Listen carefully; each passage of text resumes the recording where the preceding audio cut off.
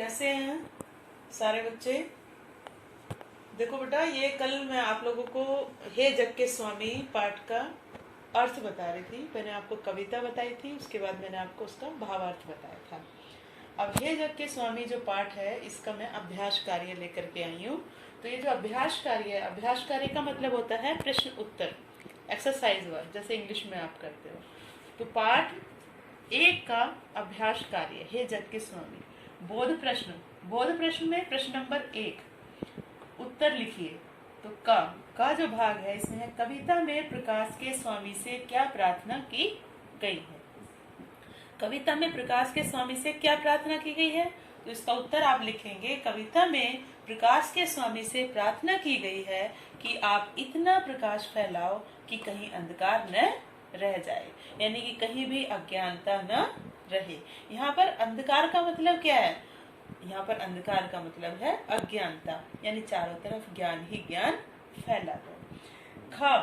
खा जो प्रश्न है, इसका है ईश्वर को जग के प्रकाश का स्वामी क्यों कहा गया है।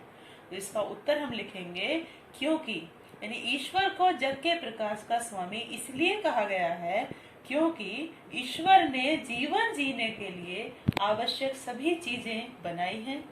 वह सभी पर अपनी कृपा बनाए रखता है। खा के बाद यहाँ पे प्रश्न है हमारा ग के अंदर है कविता के आधार पर ईश्वर की महिमा का वर्णन अपने शब्दों में कीजिए।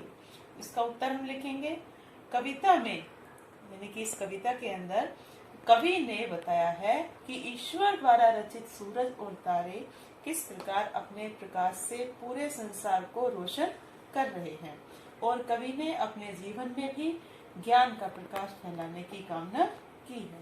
देखो, मैंने आपको जब इसका कविता का भावार्थ बताया था, उसमें बताया था कि कवि ये कामना करते हैं ईश्वर से कि हे प्रकाश के स्वामी, जब पूरे संसार को आप प्रकाशित कर दो, तब मेरे जीवन में जो अज्ञानता का अंधकार फैला हुआ है, उसको ज्ञान रूपी प्रकाश से आप प्रकाशित कर देना।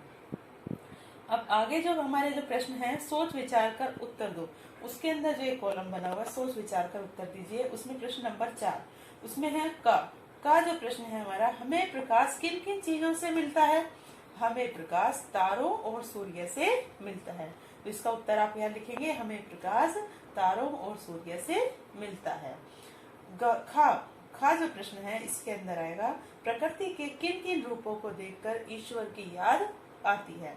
तो कवि क्या कह रहे हैं, इसका उत्तर होगा कि प्रकृति में जीवन को सरल बनाने के लिए सभी वस्तुएं ईश्वर ने रखी हैं।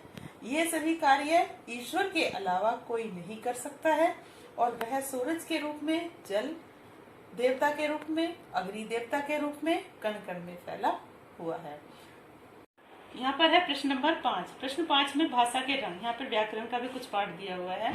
तो इसमें का जो हमारा भाग है, इसके अंदर है जिन शब्दों के अर्थ समान होते हैं उन्हें पर्यायवाची शब्द कहते हैं। तो पर्यायवाची शब्द किन्हें कहते हैं, जिसके अर्थ समान होते हैं। तो सूर्य को और भी दूसरे नामों से जाना जाता है। तो सूर्य को कैसे बोलते हैं, रवि, भानु, भास्कर, दिनकर।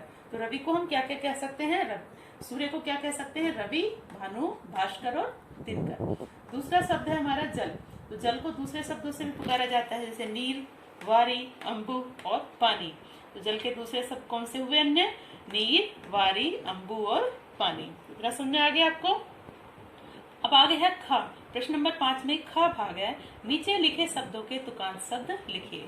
अच्छा बेटा, जैसे मैं आपको इंग्लिश में कराती हूँ, जब मैं कोई इंग्लिश में पोयम कराती हूँ और उसमें राइमिंग वर्ड होते हैं, जैसे कि फ्लाई, क्राई, ट्राई, इस तरह के वर्ड होते हैं, ऐसे यहाँ पर हिंदी में वर्ड हैं।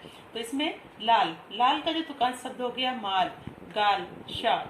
तो यहाँ पे आल वाला वर्ड है ना, ये हमें देखना है। यहाँ पे जैसे लाल, माल, गाल, शाल। यहाँ पे है तेरा का तुकांत शब्द हो गया मेरा, फेरा, डेरा। और भी अन्य हो सकते हैं जो आपके मन में आए, वो आप लिख सकते हो अपनी कॉपी में। चमक का तुकांत शब्द हो गया दमक, नमक और रमक।